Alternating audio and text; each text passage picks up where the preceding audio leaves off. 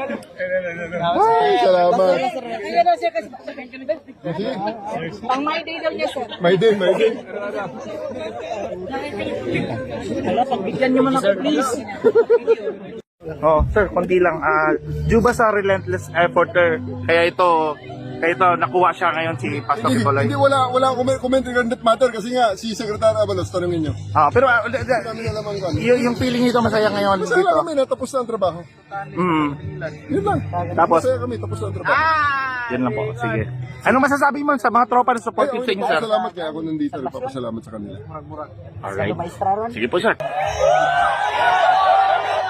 Nakalimutan ko isa, Rodriguez. Patras ako, patras.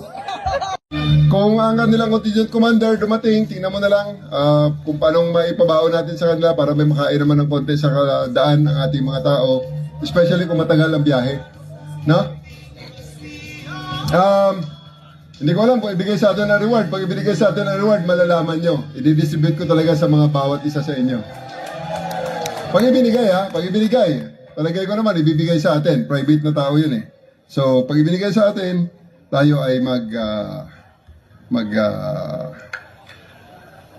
i-distribute. Sandali lang, si spokesman. Ito, bukas may mga istorya tayong maririnig, pero yung isang bottom line, nandito tayo sa kalsada, nandun. Sasabihin natin kay Dio, Lunes bukas.